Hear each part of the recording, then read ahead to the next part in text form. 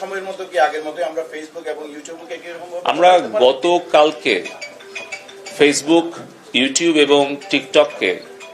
এবং social media যারা popular platform আছে তাদেরকে আমরা একটা চিঠি দিয়েছি বিটিআরসি থেকে। আমরা চিঠিতে লিখেছি যে গত এক মাসের আমাদের দেশে ঘটে যাওয়া বিভিন্ন অনাকাঙ্ক্ষিত সহিংসতা এবং বিভিন্ন ধরনের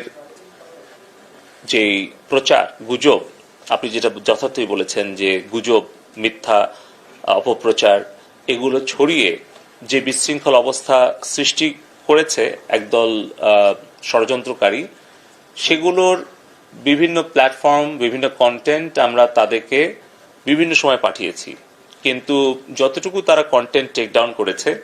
যতগুলো প্ল্যাটফর্ম তারা ব্লক করেছে, সেই সংখ্যাটা অতি নগণ্য এবং এটা অগ্রহণযোগ্য আমাদের কাছে। এবং আমরা বলেছি যে বাংলাদেশের সংবিধান, বাংলাদেশের আইন এবং ফেসবুক,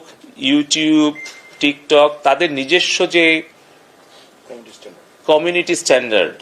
এবং তাদের যে পলিসি, সেগুলো তারা নিজেরা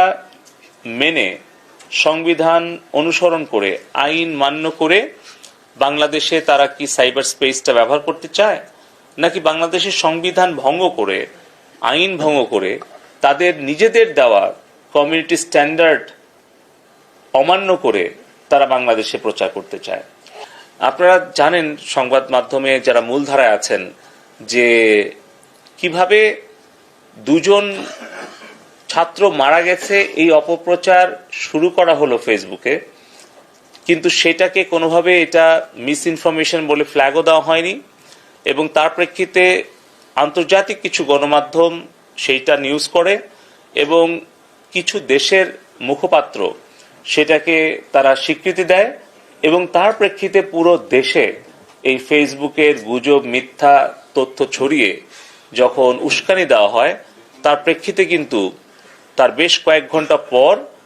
আরো 5 জনের মৃত্যু হয়। তাহলে আমরা বলেছি যে এই মৃত্যুর দায় কি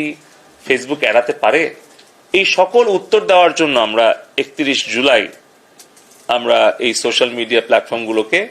ঢাকায় এসে বিটিআরসিতে তাদেরকে লিখিত এবং মৌখিকভাবে জবাব এবং ব্যাখ্যা দেওয়ার জন্য আমরা অনুরোধ করেছি। তারা এসে যুক্তি এবং ব্যাখ্যা দিয়ে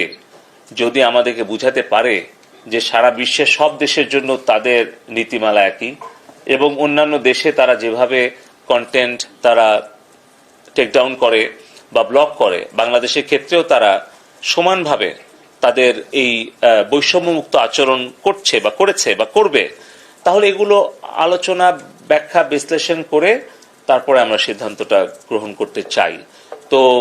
এই ব্যাপারে আমরা 31 তারিখে তাদের কাছ থেকে শুনে তারপর আমরা সিদ্ধান্ত নিতে চাচ্ছি।